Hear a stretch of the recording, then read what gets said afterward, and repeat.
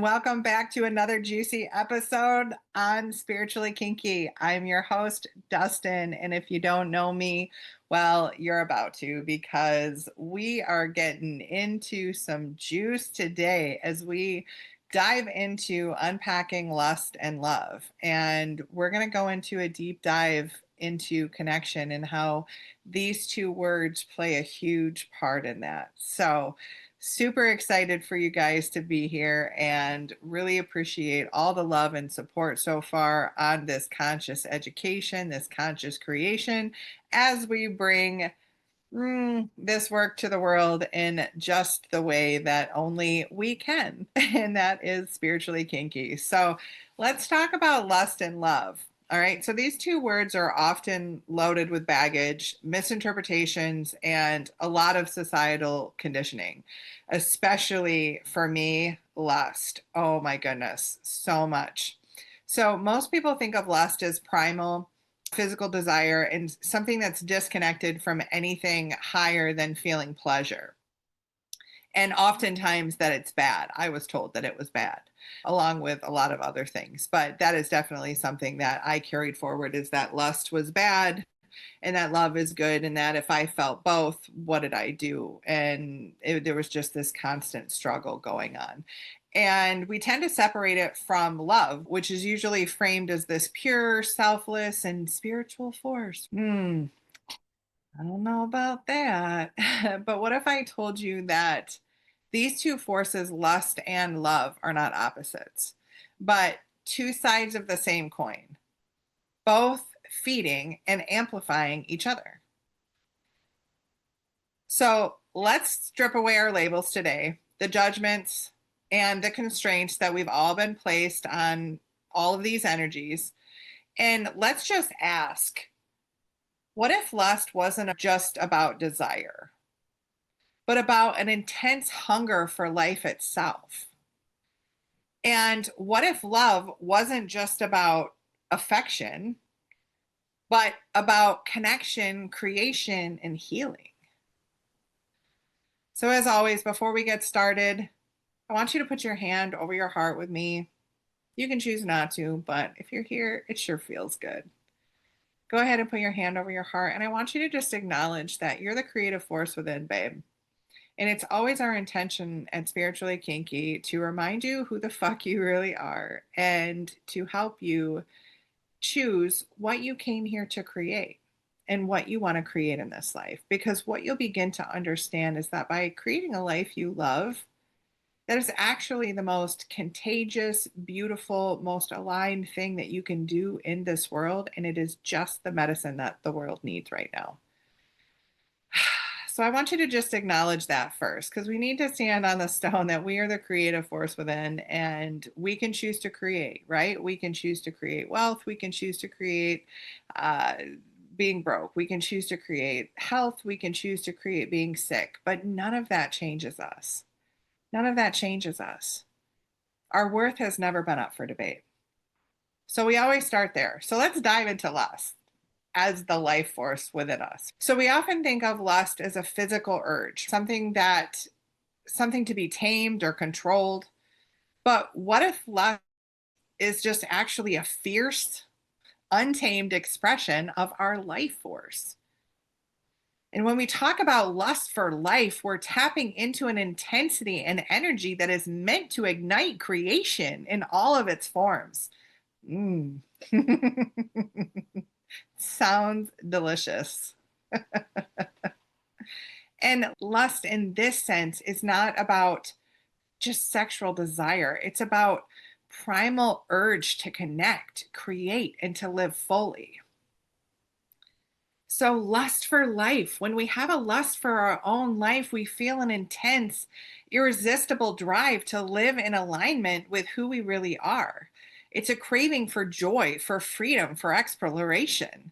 And it's not just about fulfilling needs, it's about the ecstasy of living and creating new possibilities.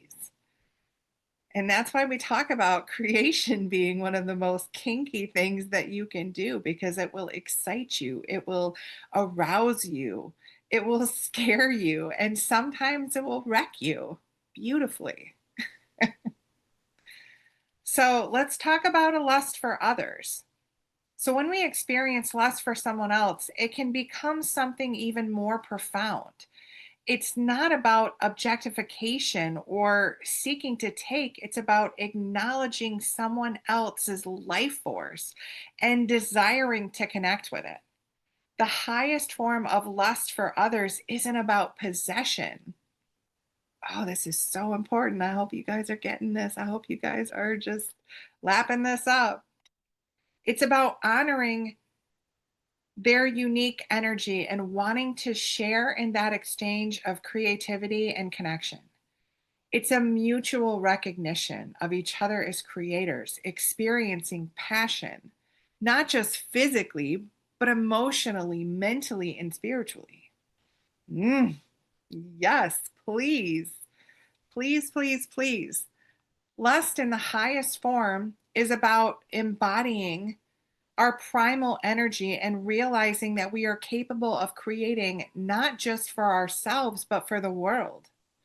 Lust is the fuel that keeps us moving, igniting ideas, and driving our actions towards what we desire. Now, let's talk about love, the bridge of connection. On the flip side, love is often seen as this pure, selfless, nurturing emotion that connects us with others. But love, when truly understood, is so much more than affection. It is the power to bridge disconnection, to heal, and to create deep, authentic connection. Love in its highest form. Love isn't just about caring for someone. It's about seeing them fully and embracing all that they are, including the shadows and the light within them. Love connects us to the full spectrum of human experience. It's not afraid of the darkness because it knows that light can only shine through the contrast of the dark. Isn't that beautiful? And if you guys haven't ever seen the movie Collateral Beauty, I highly recommend it. Such a beautiful movie. But when love describes herself and who she is, that is one of the best damn speeches I have ever heard about describing love. Ever. It is great. Haven't seen it. Go check it out. So, the love that heals. So, love in the most expansive form is the ability to create bridges between people, to dissolve walls of isolation, and to create a safe place for vulnerability. It is the energy that links us all together, allowing us to co create in harmony. The highest love embraces contradictions, understands that both light and dark are essential parts of the whole, and gives us permission to feel it all. Ugh, love it. Love it. So, how lust and love become our playground. When we combine lust and love, we don't just have a sizzling connection, we have the ultimate playground for creation. These two energies, when channeled correctly, can transform our lives and relationships into something that is both magnetic and fucking magical. So, a lust for life and a love for connection. Mm.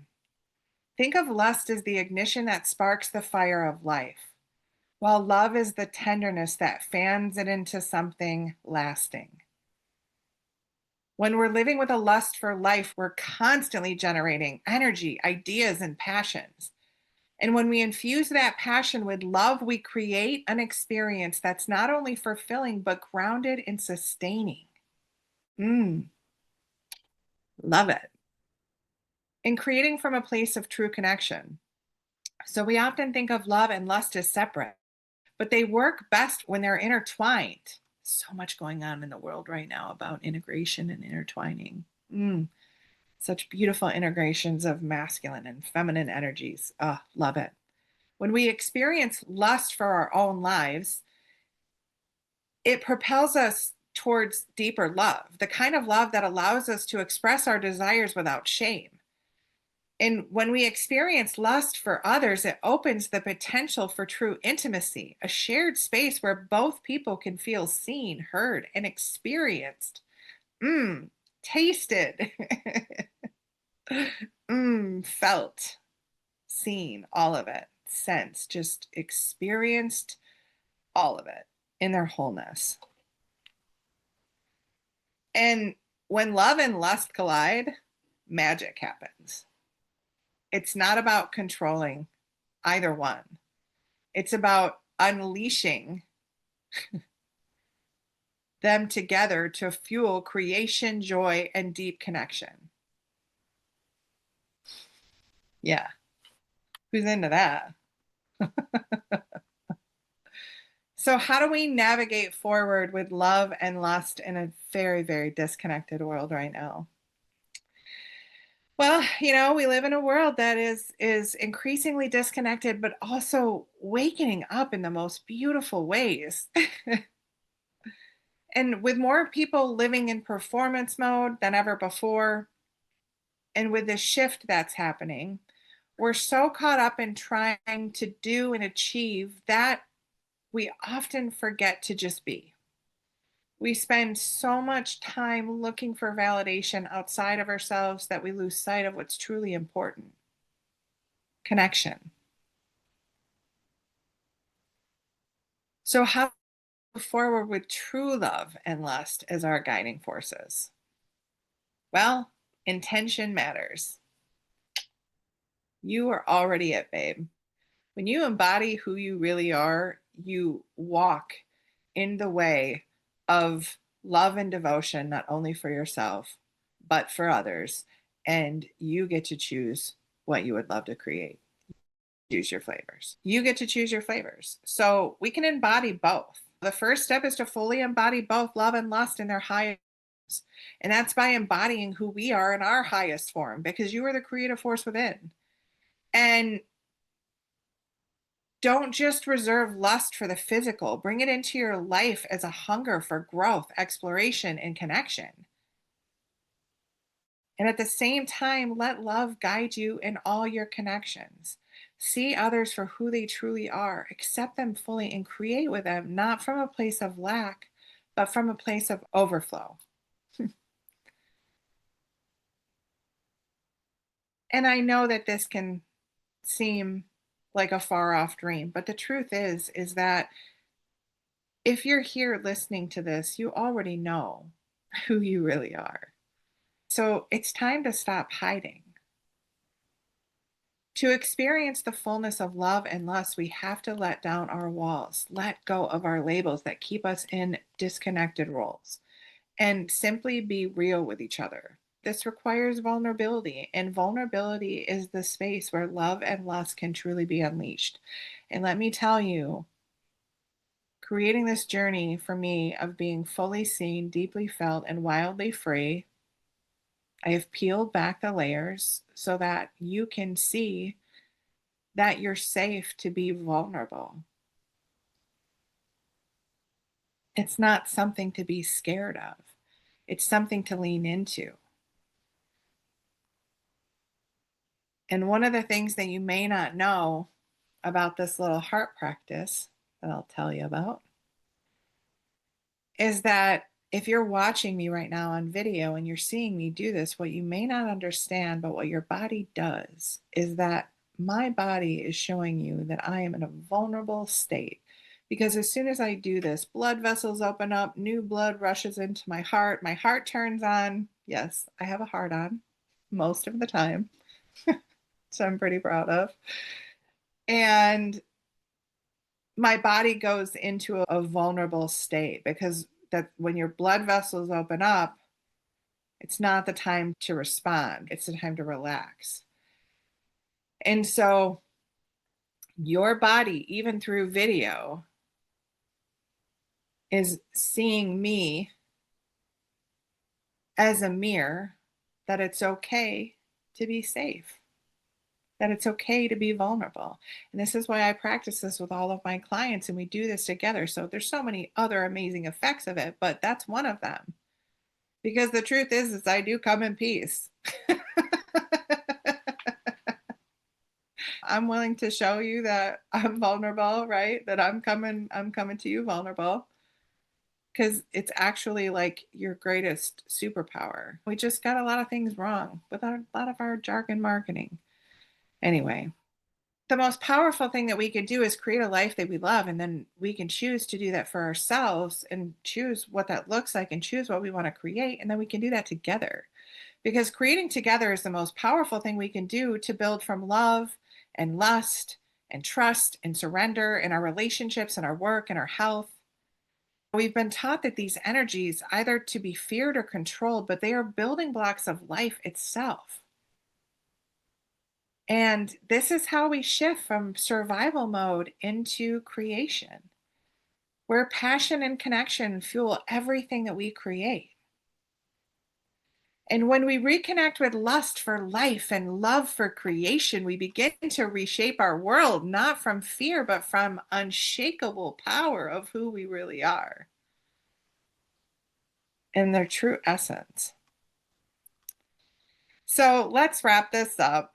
We've been sold the idea that love and lust are separate, that they need to be controlled or confined, but in truth, there's a sacred dance of our human experience. And we can use these energies to create deeper connections, ignite powerful transformations, and awaken to the true power of who we really are. So, if you're ready to stop playing small and to start living with love and lust as your sacred tools, then it's time for us to connect. Because together we can build the life that you've always desired, and a life where you feel fully alive, fully connected, and fully seen. And it's going to be based on your instructions. It's going to be based on what you came here to do, not what I think you should do. This is going to be directed from your own superconscious, which is amazing because then it's in alignment with who you really are and what you came here to create. And the way is through here, the way is through your heart. And love is the medicine the world needs right now. So is lust, the highest forms.